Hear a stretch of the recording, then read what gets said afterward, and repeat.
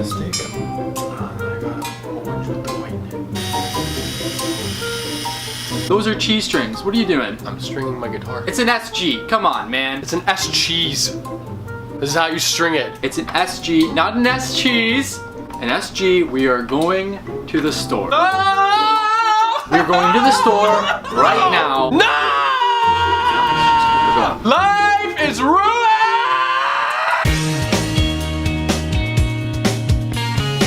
Today, I'm in the Guitar Boutique, the most marvelous of guitar shops in Peterborough, Ontario. Today, I'm going to be talking about guitar strings and really going through how to pick guitar strings because there's tons and tons of them. It's basically like a sausage party. That was bad. If you have ever really wondered why you need to buy a certain kind of string or why you need a certain type of string or what kind of string goes with the type of music you play, this video is for you. Now, you've got to get your string based on the kind of guitar you have. There's tons and tons of kinds of guitars. What we will get into is this kind of guitar. Now, I mentioned gauge. Gauge is really, really important depending on how aggressive a player you are and how new you are to guitar. When someone is talking about string gauges, they're actually referring to the high E string. So when they're talking about 8s, 9s, 10s, 11s, they're talking about the size of the high E string in thousandths of an inch. So it's 8 thousandths of an inch, and then all the other strings reflect that size typically in between 8s, 9s, 10s, and 11s. Thicker gauge strings will give you a louder string and more sustain. Because there's more material there to vibrate. Thinner gauge strings are really good just for, easy playing. If you are a beginner guitarist, you're going to want a lighter gauge string. So another thing entirely separate from string gauges is the materials your strings are made out of and the coating that goes around them. There's different kinds of coatings that will lend itself to a different sound when it goes through your signal and goes through your amplifier. That can affect your brightness, that can affect your tone in very, very serious ways for the relative cheapness of replacing your strings. The first kind of material I'm going to talk about for strings is nickel wound steel strings. 80% of the strings you pick up are going to be nickel wound steel strings. They have a good amount of warmth, a good amount of brightness, and they have a very strong attack. Attack is when you are playing it and you have it plugged into an amp and you can hear the pick sounds.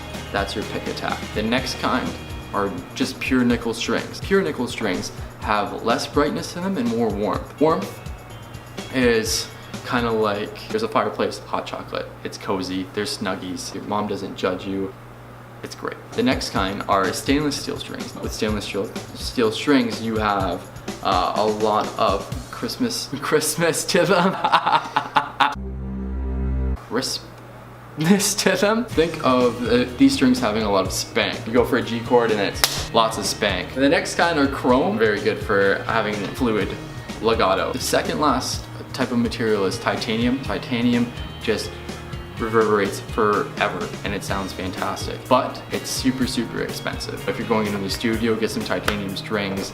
If you get an endorsement, get titanium strings. And then the last kind is cobalt. Cobalt has a very good signal strength against a pickup. They don't sound too good when you have them unplugged, but when you plug them into an amplifier, they sound very, very good. They've got a lot of bass end to them and a little bit of sparkle at the top end. You can really hear what you're playing and it doesn't get too muddy with a lot of distortion. And then there are two kinds of coatings that we can get into. There's polymer coating and then there's color coating. Polymer coating basically is a thin coating that goes around the strings to protect it and extend life. So it sort of wicks away sweat and dirt and blood and all those cool metal things that you do with your guitar. Color coating makes it look sick, but they kind of sound different between the two of them, and I can't really get into specifics because there are so many kinds. Depending on the style of music that you play, there are standards or sort of agreed upon sets that people generally use. Typically, if you're a rock player, you want to go with just your run-of-the-mill strings. GHS, boomers, Ernie balls, Diodarios, anything standard with cool packaging would work for you. I believe these are a very good string for rock. They have thinner gauge top strings, so for your noodly little solos that you try to do, and then thicker lower strings for your rhythm playing, so you can have that nice delicate little balance there. Thicker gauge strings is really great if you're a metal player. The big thing with modern metal is detuning. Macedon's actually great. You tune down to A, and they need really thick strings to remain tight, or else you're just gonna have elastic bands on your tune. So maybe not this kind in particular, but maybe dropping your high 11 and using the other 6 strings, which would give you 14. So when you down tune to B or A, you know, you still have a tightness there that is playable. These are very good country strings. If you look here, it says it has a wound third. That's your G string. So your G string, your G string is gonna be pretty tight. So you're not gonna be able to do bending. But like I said before, you're gonna get that country twang, and that's what's important to you, right? Chord bass playing, not soloing. Next here we have chromes. As you can see, it says chromes, so jazz playing. String gauge is really up to you again. Like I said, depending on your playing level. The thing with flat wounds, look at your guitar and look at the lower end.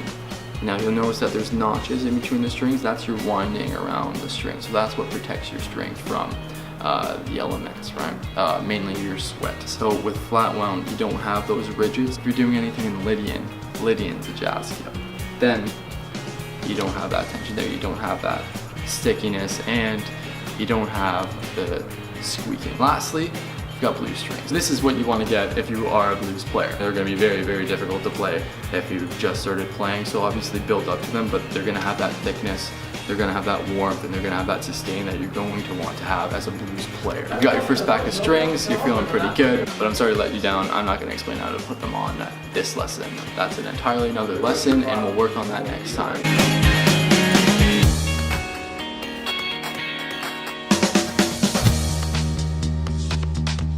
Okay, are you ready? Yeah, I'm ready. 1, 2. We just had an argument that those were cheese strings, not cheese sticks. No. It counts as a stick. Let go of the cheese. Just put it down, get some real sticks. And There are sticks. It doesn't matter if I can play drum. Look at it.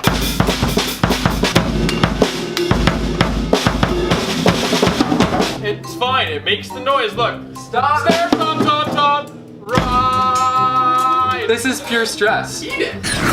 You got a stick up your two hole. Postmodern drumming, is that what this is? Like, what is drumming? Don't guess my What is racism. air? What is art?